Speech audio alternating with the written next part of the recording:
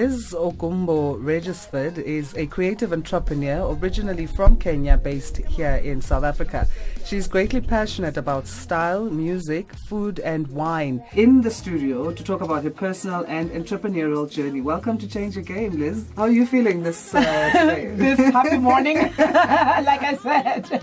Do you know that you would always get into the entrepreneurial space? I think in this world, anything you do, you've got to find a way to adapt to get that or to wear that entrepreneuring hat. Otherwise, how do you convert your creativity into your income? You know, how do you eat out of it? How do you... So I think for me, I didn't go to business school, but I'm a hustler. Yeah. Like, I wake up in the morning and I hustle. What's the starting point or the point of departure actually? When it comes to, you know, putting a product out there, do you do it because it's what feels right to your spirit?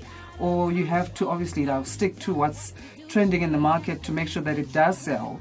Or, you know, what is it? What's the balance for you? First of all, everyone who know me know that I'm not a trends-driven creative. I don't do trends. I work from my soul, really. Like, if I wake up in the morning and I want to la la la la la in one whole song and it's gonna be called la la la la la, that's what it's gonna be. If I want to wake up in the morning and create something with extremely flared sleeves that everyone look at, that gets it literally from your arms to the ground, that's what I feel like. So one of the things I'll say to you, and I think it's authenticity is a key word there, is, you know, you have to be, when you look and see how we are playing and how we're competing in this world, there's a billion designers. Yeah. What sets me apart from the other one? If I want to make sure I'm selling my skirt, why are people buying it? And gone are the days of buying a skirt because it's a skirt. These days people want the narrative behind it. They want the soul behind, the essence. We've become of the brand. deeper. It's beautiful and I love it. It makes us not so blondilocks, you know? And I love it. So I think for me, my biggest thing is to say, I always create from the soul, and then I throw it out there. Whoever choose. Yeah. But at the same time, I'm not ignorant. I mean, I'm very aware of trends because you have to be aware of trends. I think it'd be ignorant not to be aware of trends, to be able to understand what colors are trending in the year, whatever is trending, styles, cats, whatever. It's just to be able to be aware of it. It actually is. Knowledge is power. So you have to know and then decide what to do with it. What's contributed and been, you know, some of the major points throughout your life that have now culminated to this Liz that we see today? I think for me, one of the things I'll definitely say is my upbringing, my parents and how they brought me up and what they instilled in me. My dad is like, it's so funny, he just got into the country yesterday for some business and I'm trying to find a way to meet him today. Yeah. But I think for me, he's one of my biggest sources of inspiration and drive. Because he said, and when we grew up, he said we were queens, okay? We were queens. Before queening was trending, we were queens already. And he even brought into us the sense of being able to understand that, you know, you're going to leave in the world, get out there, make sure that you take care of yourself, handle yourself with pride, make sure no one steps on your toes. I mean, he's like, if they step on your toe, you better throw them in the river, you know? So you've got like all of this really... a strong man and a strong mother as well, raising children to be the best that they can be. Don't settle for less. Who you are beautiful, whole and complete, lacking nothing, you know? Don't ever go in there walking like you're missing something. There's nothing wrong with you.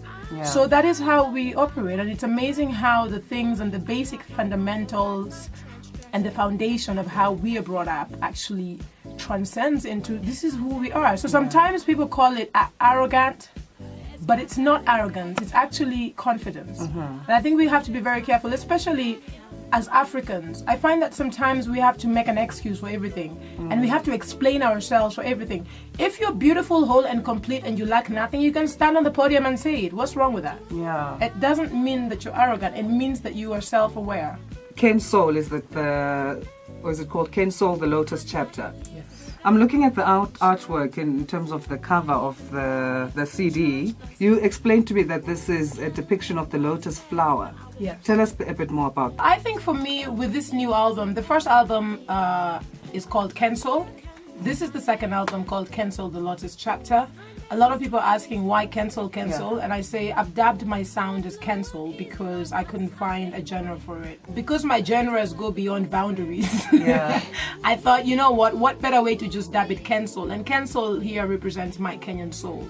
And my Kenyan soul embodies more than just music. So it's not just a music offering. It's everything that Liz represents, whether it's my chai. I mean, for those who love chai from Kenya, I make the baddest chai. I make the baddest chapatis.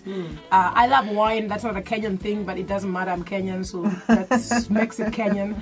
And I think it's a strong woman thing. Yes. and the culture and the music fusion in there. I mean, when you listen to this album, you're going to experience Swahili on a whole different level, and Swahili music, and what I love about the Swahili culture in so many ways. Now, the lotus, when you think about a lotus that emerges from a pond and then blooms in the morning till mid-afternoon within a 3-day period, that is what you can do. What you want, you can throw stones on that lotus, but at the end of the day, in 3 days, it will bloom.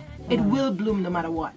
And I think that for me, when we get into this space where we are creatives and people are waiting on a new album, they're like, where's the next thing and the next thing and all that unnecessary pressure, you just have to wait and let time take its course. So I think for me, I have bloomed into the Lotus Chapter.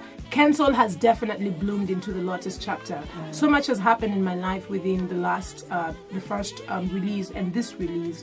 And as you would know, I tell stories through my music. How do people access your work? Log on to lizogumbo.com. If you're in Johannesburg, I've got a showroom in Parktown North. You can reach out to us at fashion@lizogumbo.com. And we can make an appointment and we can invite you into our queendom. Wonderful chat that we had. I really enjoyed it.